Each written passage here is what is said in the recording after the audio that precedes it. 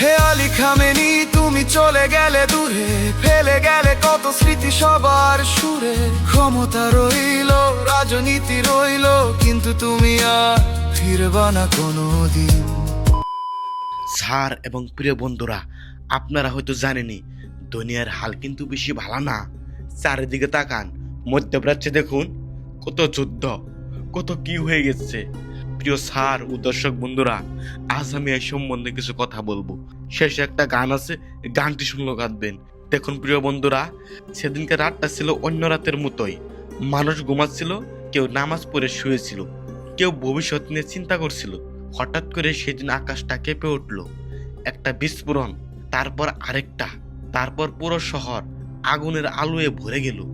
সেই রাতে খবর ছড়িয়ে পড়ল, ইরানের সবচেয়ে শক্তিশালী মানুষ, দেশের সর্বোচ্চ নেতা আয়াতুল্লাহ আলী খামেনি আর বেঁচে নেই।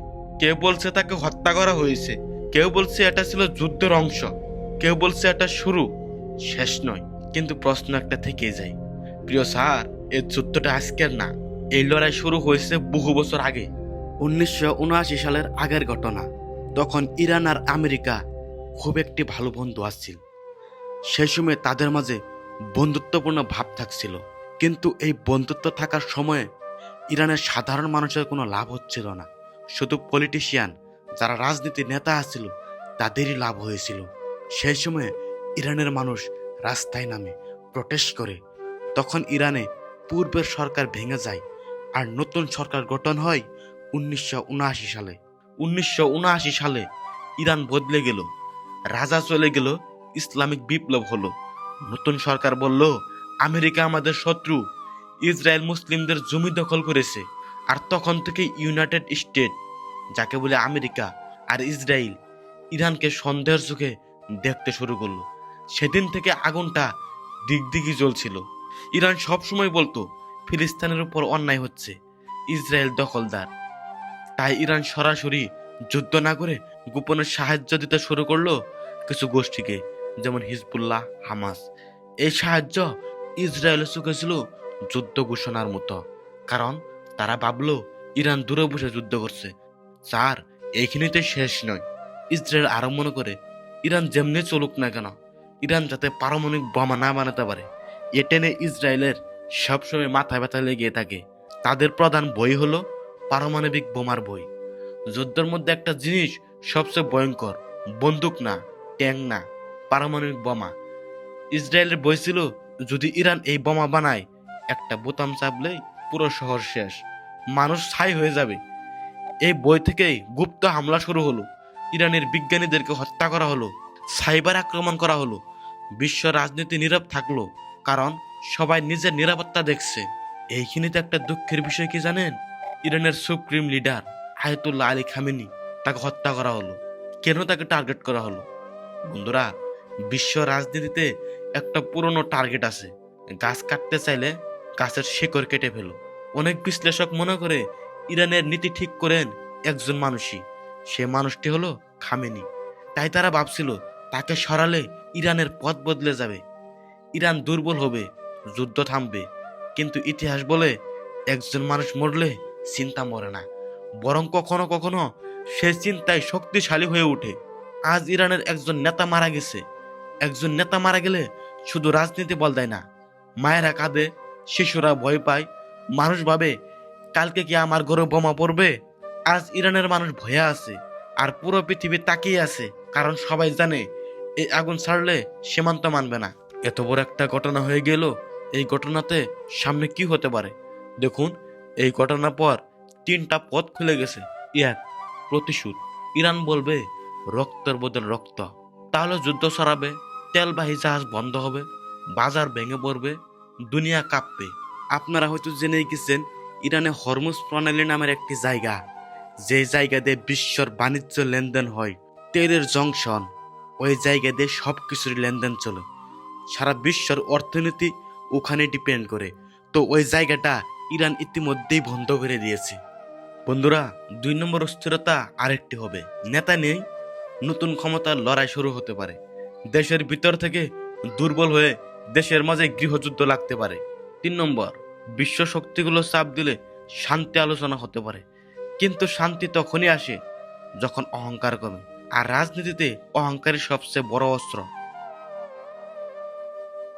দেখুন প্রিয় দর্শক বন্ধুরা, ইরানই একমাত্র দেশ যিনি মুসলিমদের পাশে দাঁড়ায়, যিনি ফিলিস্তিনদের পাশে দাঁড়ায়।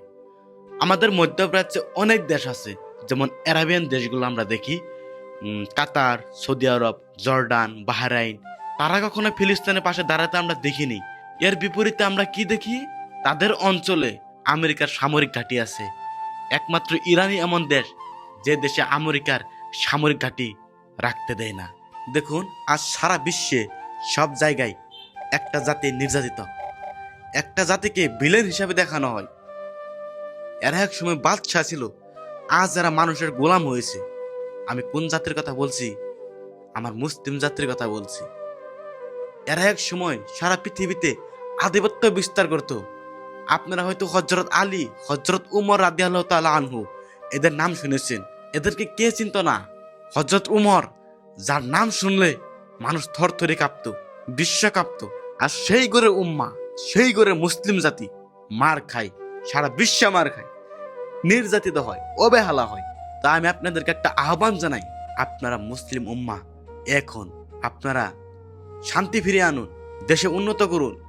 তাদেরকে দেখিয়ে দিন যে আমরা পিছপড়া না, তোমাদের থেকেও আমরা এগিয়ে যেতে পারি, তোমাদের থেকেও আমাদের অনেক কিছু আছে, তোমাদের থেকেও আমরা কম শক্তিশালী নই।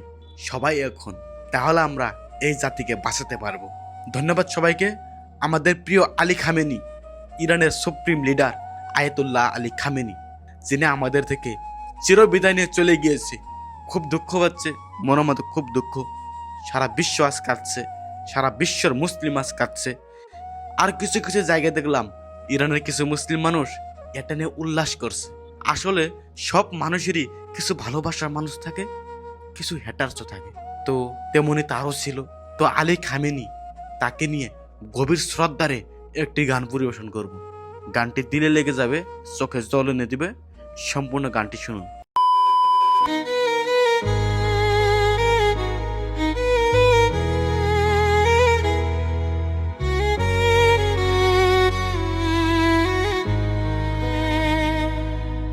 আজ খবর এলো নীরব হাওয়ায়, একটা নাম হারাল দুনিয়ার ছায়ায়। মানুষ বলে নেতা গেলেন, চোখের পানি চুপে ঝরলো তখন। ইরানের পথে আজ ভারী দিন, মসজিদের দরজায় থেমে আছে দোয়ার শব্দ, আকাশ ছুঁয়ে আছে। কেউ কাঁদছে চুপে চুপে, কেউ কাঁদছে মন খুলে। হে আলী খামেনি, তুমি চলে গেলে দূরে, ফেলে গেলে কত স্মৃতি সবার সুরে। ক্ষমতা রইলো, রাজনীতি রইলো, কিন্তু তুমি আর ফিরবা না কোনো দিন।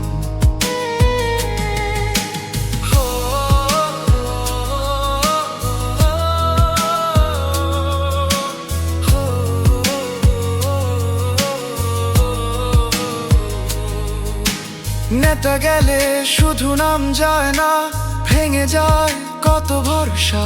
কেউ তোমায় দেখেছে আলো ভেবে, কেউ তোমায় দেখছে সাহস ভেবে। শহর আছে, পতাকা আছে, মিনার দাঁড়িয়ে আগের মতোই। তবু কেমন আজ শূন্য লাগছে, যেন কিছু হারাল সবার হৃদয়। মায়ের চোখে নীরব জল, সব মানুষ তাকিয়ে দেখে।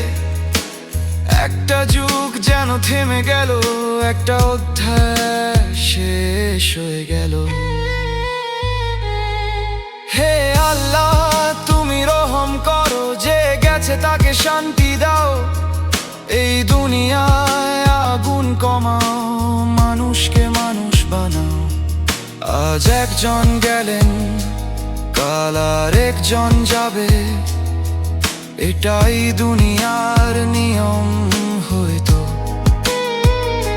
কিন্তু এভাবে যদি চলে যায়, মনকে বুঝাবো কি করে।